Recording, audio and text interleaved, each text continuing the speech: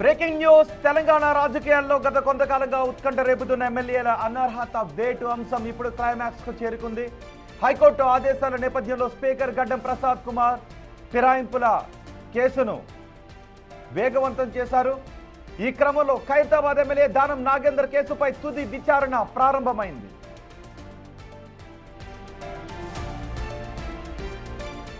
BRS MLA పాడి Kaushik Reddy, BJP MLA Eleti Maheshwar రెడ్డిలు దానం నాగేందర్ పై అనర్హత వేటు వేయాలనే పిటిషన్ దాఖలు చేశారు.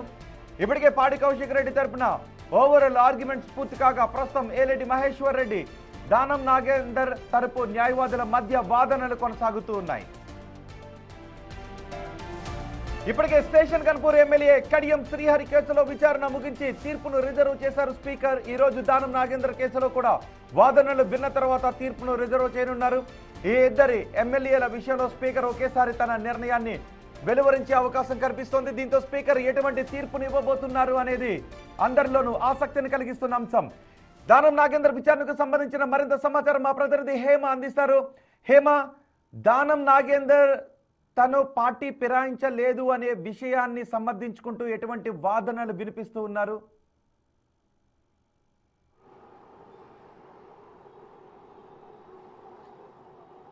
దానం నాగేందర్ కి సంబంధించినటువంటి పిటిషన్ ప్రస్తుతం విచారణ కొనసాగుతుంది. యాక్చువల్లీ మొన్న అటు ఇద్దరికి సంబంధించిన అంటే దానం కడియంకి సంబంధించినటువంటి ఫైనల్ ఆర్గ్యుమెంట్స్ ని కూడా స్పీకర్ విన్నప్పటికీ మొదటిగా ఉదయం కడియం శ్రీహరి వర్సెస్ కేపీ వివేకానంద గౌడ్కి సంబంధించిన తుది వాదనలు విన్నారు. అదేవిధంగా తీర్పుని రిజర్వ్ చేశారు. అనంతరం దానం నాగేందర్ వర్సెస్ పాడి కౌశిక్ రెడ్డికి సంబంధించినటువంటి వాదనలు విన్నారు.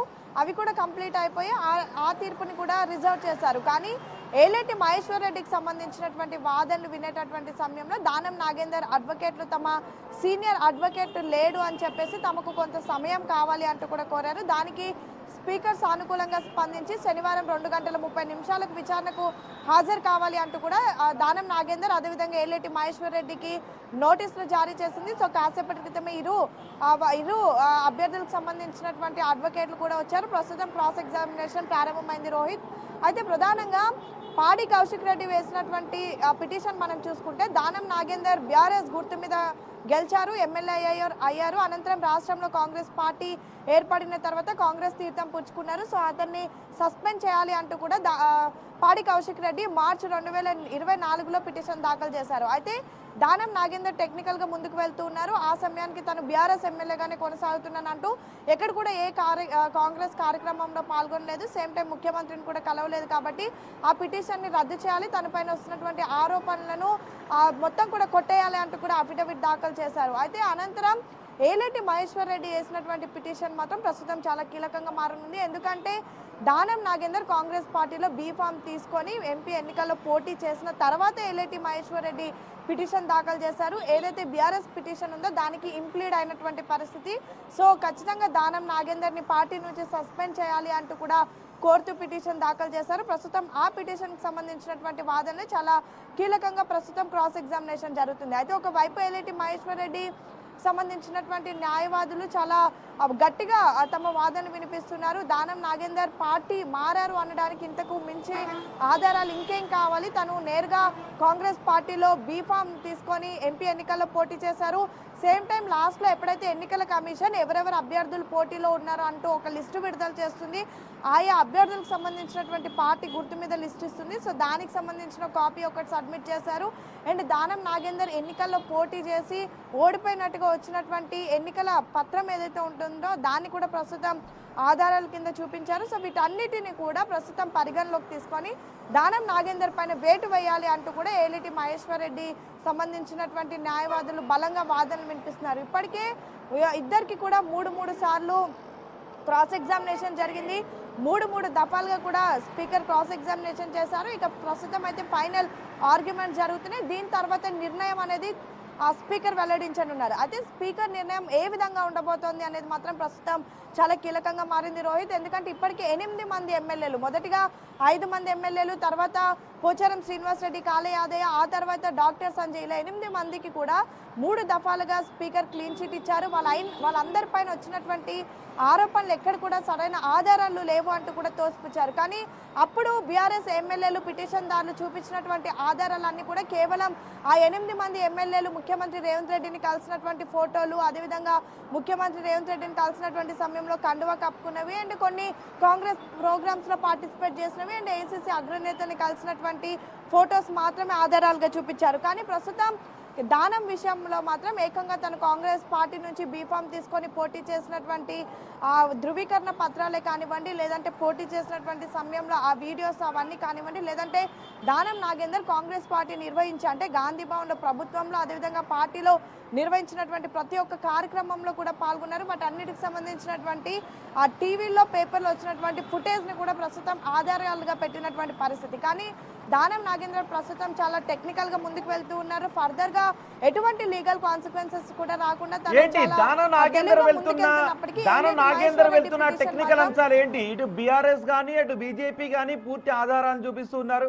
కాంగ్రెస్ బీ ఫామ్ పై పోటీ చేయడం అంటేనే పార్టీ ఫిరాయింపులు చేసినట్టుగానే అర్థం చేసుకోవాలి. సో ఇప్పుడు దానం నాగేందర్ టెక్నికల్గా ఏ వాదన వినిపిస్తున్నారు, ఏ విధంగా డిఫెండ్ చేసుకుంటూ ఉన్నారు? మీరన్నట్టుగానే రోహిత్, నిజంగా కాంగ్రెస్ పార్టీ బీఫామ్ నుంచి పోటీ చేయడం అంటేనే పార్టీ మారినట్టు. సో ప్రస్తుతం ఇదే అంశం చర్చనీయాంశంగా మారింది. అయితే దానం నాగేందర్ మొదటి నుంచి కూడా చెప్తుంది ఏంటంటే బీఆర్ఎస్ ఎమ్మెల్యేలు తనపైన పిటిషన్ దాఖలు చేసినటువంటి సమయానికి అంటే 2024 మార్చి నాటికి తను బీఆర్ఎస్ ఎమ్మెల్యేగానే కొనసాగుతున్నానని, ఆ సమయానికి తను కాంగ్రెస్ పార్టీ ఏ కార్యక్రమంలో కూడా పాల్గొనలేదు, సేమ్ టైం ఎంపీగా కూడా పోటీ చేయలేదు. కాబట్టి బీఆర్ఎస్ సంబంధించినటువంటి పిటిషన్ కొట్టివేయాలి, తనపైన వస్తున్నటువంటి ఆరోపణలు కొట్టివేయాలి అంటూ కూడా స్పీకర్కి అఫిడవిట్ దాఖలు చేశారు, వివరణ కూడా ఇచ్చారు. కానీ ఏలేటి మహేశ్వర్ రెడ్డికి సంబంధించినటువంటి పిటిషన్ పైన ఇప్పటి వరకు దానం ఏం వాదనలు వినిపించారనేది ఇంకొక క్లారిటీ లేదు. కానీ దానం నాగేందర్ చెప్తుంది ఏంటంటే తను ఎక్కడ కూడా బీఆర్ఎస్ పార్టీ నుంచి తప్పుకుంటున్నట్టు అంటే బీఆర్ఎస్ పార్టీకి సంబంధించిన సభ్యత్వాన్ని రద్దు చేసుకోలేదు, సేమ్ టైం కాంగ్రెస్ పార్టీ సభ్యత్వాన్ని కూడా ఇంకా తీసుకోలేదు. అదేవిధంగా ప్రతి ఒక్క ఎమ్మెల్యేకి కూడా రోహిత్ ప్రతి నెల అసెంబ్లీ నుంచి జీతం అనేది వెళ్తూ ఉంటుంది. ఆ జీతంలో కొంత అమౌంట్ కాంట్రిబ్యూషన్ అమౌంట్ కింద కట్ అవుతుంటుంది. అది ఆయా పార్టీ నేతలకు సంబంధించినటువంటి ఎల్పీలకు కూడా వెళ్తూ ఉంటుంది. ఎందుకంటే ఆ ఎల్పీని దానికి సంబంధించినటువంటి కాంట్రిబ్యూషన్ కింద ఇస్తూ ఉంటారు. అయితే ప్రస్తుతం దానం నాగేందర్ కట్ అవుతున్నటువంటి అమౌంట్ ఇంకా బీఆర్ఎస్ ఎల్పీకే వెళ్తుందని, ఇంతకు మించి అంటే అసెంబ్లీలో ఉన్నటువంటి అన్ని రికార్డ్స్లో కూడా తన జీతం విషయం కానివ్వండి, లేదంటే అసెంబ్లీలో ప్రతి ఒక్క పార్టీకి కూడా ఒక ప్లేస్ అనేది కేటాయిస్తారు. కాంగ్రెస్ వాళ్ళు ఒకవైపు, బీజేపీ వాళ్ళు ఒకవైపు, బీఆర్ఎస్ వాళ్ళు ఒకవైపు, ఎంఐఎం వాళ్ళు ఒకవైపు కూర్చోవాలంటే ఒక ప్లేస్ని కూడా కేటాయిస్తారు. సో దానం నాగేందర్ ఇంకా బీఆర్ఎస్కి సంబంధించి తనకు ఏ స్థానం అయితే కల్పించారో నేను అక్కడే కూర్చున్నాను, బీఆర్ఎస్ ఎమ్మెల్యేనని అసెంబ్లీలో ఇన్ని ఆధారాలు ఇంకా నాకు కొత్తగా ఏదో బయట వచ్చినటువంటి ఆరోపణల పైన ఏ విధంగా నా పైన ఈ విధంగా ఆరోపణలు చేస్తారో అంటూ కూడా తను చాలా బలంగా చెప్తున్నారు, టెక్నికల్గా కూడా ముందుకు వెళ్తున్నారు. కానీ గతంలో 8 మందికి ఏ విధంగా అయితే క్లీన్ చిట్ వచ్చిందో ప్రస్తుతం కడియంకి దానంకి కూడా అదే విధంగా క్లీన్ చిట్ వస్తుందంటూ చాలా ధీమా ఇద్దరు ఎమ్మెల్యేలు వ్యక్తం చేస్తున్నప్పటికీ కూడా పిటిషన్ దానిలో మాత్రం అంతే ధీమా వ్యక్తం చేస్తారు. ఖచ్చితంగా వీళ్ళిద్దరిపైన అనర్హత వేటు పడుతుంది, వీళ్ళిద్దరిని స్పీకర్ సస్పెండ్ చేయబోతున్నారు.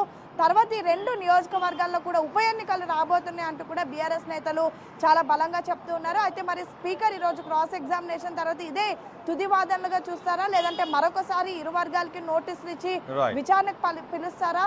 ఒకవేళ ఈ రోజే ఫైనల్ అయితే స్పీకర్ నిర్ణయం ఎలా ఉండబోతోంది అనేది మాత్రం ఉత్కంఠ నెలకొందనే చెప్పొచ్చు. రోహిత్ రైట్ హేమ, ప్రస్తుతం దానం నాగేందర్ అనర్హత పిటిషన్ పై విచారణ జరుపుతున్నారు స్పీకర్. అటు బీఆర్ఎస్ తమ వాదనలు వినిపించింది, బీజేపీ తన వాదనలు వినిపించింది, ఇప్పుడు దానం నాగేందర్ తన వాదనలు వినిపిస్తూ ఉన్నారు. ఇప్పటి వరకు ఈ కేసులో 8 మందికి క్లీన్ చిట్ ఇచ్చారు స్పీకర్. గతంలో సుప్రీంకోర్టు 3 వారాల్లో విచారణ జరిపి ఆ నివేదికను సమర్పించాలి అని చెప్పిన నేపథ్యంలో ఇప్పుడు విచారణ వేగవంతంగా జరుగుతోంది. ఇప్పటికే కడియం శ్రీహరికి సంబంధించిన విచారణ పూర్తి అయిపోయింది, తీర్పును మాత్రం రిజర్వ్ చేశారు. దానం నాగేందర్ విచారణ కొనసాగుతూ ఉంది. బహుశా ఈరోజు విచారణ పూర్తయిన తర్వాత తీర్పును ఎప్పటిలోపు వివరిస్తారు, ఎప్పటిలోపు వెల్లడిస్తారు, ఏం చెప్పబోతున్నారు అనేది. మిగిలిన 8 మంది ఎమ్మెల్యేల మాదిరి ఈ ఇద్దరు విషయంలో కూడా క్లీన్ చిట్ ఇచ్చినా అది చారిత్రాత్మకమవుతుంది, లేదు ఈ ఎమ్మెల్యేలు ఇద్దరిపైన అనర్హత వేటు వేసినా అది చారిత్రాత్మకమవుతుంది. ఇప్పుడు స్పీకర్ ఏం నిర్ణయం తీసుకోబోతున్నారు, ఆ నిర్ణయం ఎటువంటి వివాదాలకు కారణమవుతుంది, ఏం జరగబోతుంది, ఉప ఎన్నికలు వచ్చే అవకాశం ఉంటుందా, లేదు ఇద్దరు ఊపిరి తీసుకునే తీర్పు రాబోతుందా అనే ఉత్కంఠ కొనసాగుతుంది. చూద్దాం ఏం జరుగుతుంది.